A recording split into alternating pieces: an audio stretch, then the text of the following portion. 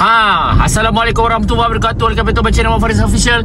So hari ni warga Pakistan jual aiskrim. Warga Pakistan jual aiskrim, tak ada lesen. Macam mana dia boleh berniaga ni? Mereka berleluasa. Warga Pakistan tak ada lesen. Nampak? Jauh perjalanan mereka. Nampak warga Pakistan? Minta mohon. Warga Pakistan bawa motor tak ada lesen. Pakai helmet mengalahkan orang Malaysia. Nampak ni? Nampak? Tayar dah botak. Jauh berjalan ni.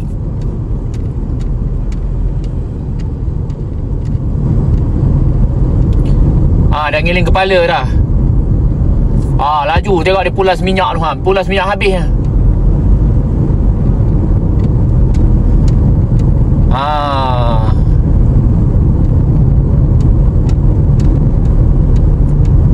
Ni warga asing bawa motor ni, macam mana mereka boleh melepas bawa motor, kenderaan motosikal nombor pelit pendaftaran di Malaysia bukan milik mereka, menyewa motor, membeli motor, membuka bisnes.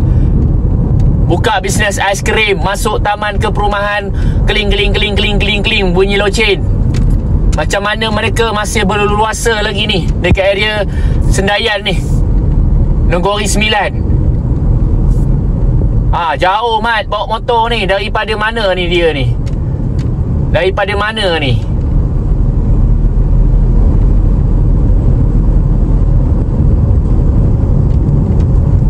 Tengok dia pulas minyak. Nampak? Dia pulas minyak. Motor tak laju mana pun, pulas dia lebih.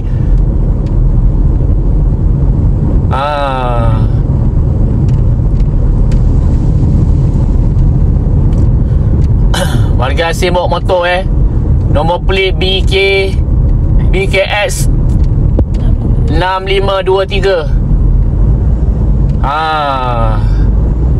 Warga Pakistan masih berleluasa mereka, warga asing, pendatang asing, binatang asing datang ke Malaysia. Dah makin naik kepala dah sekarang.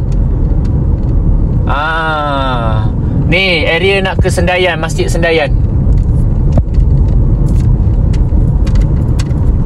Makin melampau-lampau dah mereka sekarang ni. Orang Malaysia pakai helmet kena tahan.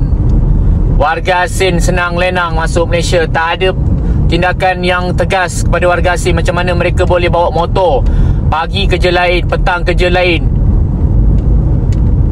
Korang kena fikir tau, bila mereka masih lagi bebas macam ni, orang Malaysia susah-susah nak cari duit. Warga asing datang Malaysia senang-senang cari duit.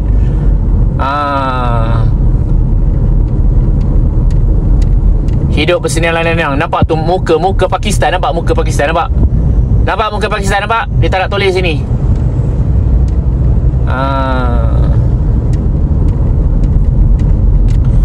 Orang kita ada lesen kena tahan. Warga asing nampak ini dah buat kerja lama lah. Ni buat kerja lama. Dia tahu jalan ni polis peronda tak ada sangat.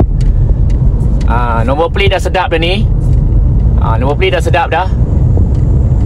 Okey korang, aku geram betul lah sekarang ni dekat Malaysia sebab duit. Kau tengok dia pulas minyak. Kalau laju dah lah tak laju. Kau bawa tank dah lah besar, berat. Okey, nampak? Bukan kita nak tutup pintu rezeki. Biar kita cari pintu rezeki untuk orang Malaysia, bukan warga asing.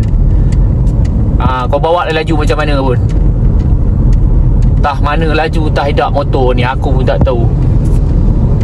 Tak hidup ke tak hidup rotetnya ni. Jauh berjalannya ni.